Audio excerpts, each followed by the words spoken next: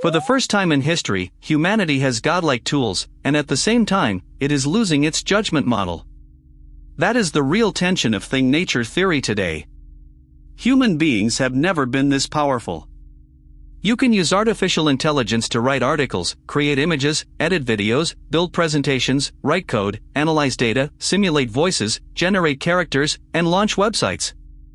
What once required a team, a company, or even an entire production chain can now be done by one person sitting in front of a computer in a few hours. The tools have arrived like gods. But the strange thing is this: people have not become more stable. Many people have become more anxious, more fragmented, and more uncertain. There is more content, but less judgment. There is more efficiency, but less direction. There are more choices, but action is more blocked. This is the first brutal reality we have to face. Humanity has gained the ability to generate content, but it has not gained the ability to generate reality. Generating content is easy. To generate a paragraph, you need a prompt. To generate an image, you need a description. To generate a video, you need material and a model. To generate a plan that looks impressive, you only need to arrange concepts beautifully. But reality is not generated that way. Reality does not change because your words sound good. Reality does not reward you just because your output is high. Reality does not automatically give you a positive result just because you have the newest tools. Reality recognizes only one thing: has the state actually changed?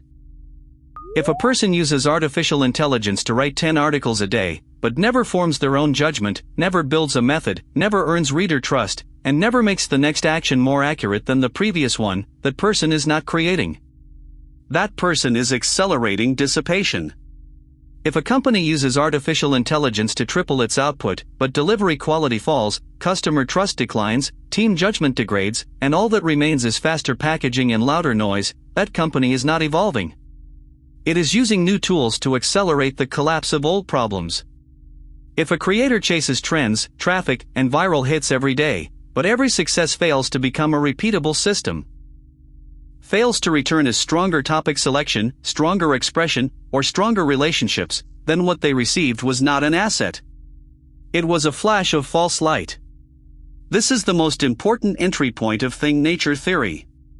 It is not here to teach you one more concept. It is not here to add one more new term to old knowledge. It is not here to join the ordinary discussion about higher efficiency, better prompting, or mastering tools. It is here to answer a deeper and more dangerous question: when everyone can generate content, who can still generate reality? Once this question is asked, many surface-level successes immediately lose their shine. Content generation happens on the screen. Reality generation happens inside state. Content can be copied quickly. Reality cannot. Content can be stacked by models. Reality has to be carried by structure. Content can appear with almost no cost. Reality always has dissipation. Content can have no boundary. Reality always needs a container. Content can appear in 1 second. Reality must pass through time, action, feedback, and result. So the real question is not, do I know how to use artificial intelligence? The real questions are, do I have my own scale of judgment? Do I know which result is worth pursuing? Can I distinguish a positive result from false light? Can I turn an idea into a structure? Can I make one action return as a stronger system? Can I hold my own core in the middle of chaos? If not, the stronger the tool becomes, the more easily the tool consumes the person using it. This is the huge tension between godlike tools and the collapse of judgment models. In the past, human tools were weaker, but the world also changed more slowly. You could rely on experience, imitation, and linear effort to slowly find your position. Today is different. Artificial intelligence has pushed the cost of content production close to zero. When everyone can write, writing itself is no longer scarce. When everyone can create images, image creation itself is no longer scarce. When everyone can edit videos, editing itself is no longer scarce. The truly scarce thing becomes judgment. Judging what is real. Judging what is useful. Judging what can be accumulated. Judging what is only noise. Judging what is worth investing life energy into. Judging what can generate the next higher state. This is why Thing Nature Theory is not an ordinary book. Its real value is not that it gives you more information. Its value is that it gives you a model for understanding how reality becomes visible. In the old model, people are used to seeing the world as an empty room. The individual is isolated. Things are separate. Time is a river. Success is a stack of outcomes. Knowledge is stored information. Action is driven by willpower. Artificial intelligence is just a faster content machine. But from the perspective of Thing Nature Theory, the world is not an empty room. It is a generative field filled with tension, flow, relation, and translation. No result appears from nowhere. No success is a single-point explosion. No action happens in isolation. Every piece of content must pass the test of reality feedback. Anything that truly remains must pass through tension, boundary, dissipation, and accumulation. In other words, for something to really appear, it needs at least 4 conditions. First, it needs a core. What exactly are you trying to generate? You cannot just want to be popular, make money, become stronger, or succeed. Those desires are too vague. A vague wish does not crystallize into a core. It turns into anxiety. A real core is the identity boundary you are willing to hold for a long time. It is the central scale by which you judge every choice. Second, it needs tension. If something has no contradiction, no gap, no pressure of the times, and no pain point that already exists in the audience but has not yet been named, then it has no generative force. The tension of Thing Nature Theory appears exactly here. Humanity already has unprecedented generation tools, but it does not know what should be generated. Humanity can produce infinite content, but it is losing the ability to judge reality. Third, it needs a relation cavity. If an idea has no boundary, the world will wash it away. If a person has no boundary, information will drain them dry. If a brand has no boundary, the market will swallow it. If a theory has no structure, it becomes a beautiful slogan that cannot land. A relation cavity is the structure that carries a result. It keeps energy from scattering. It gives action a direction. It allows one output to return as more accurate judgment next time. Fourth, it needs feedback. Without feedback, there is no evolution. Many people work hard for years but keep spinning in place. Not because they are not diligent enough. Because every action is never recorded, analyzed, corrected, or accumulated. Effort becomes consumption.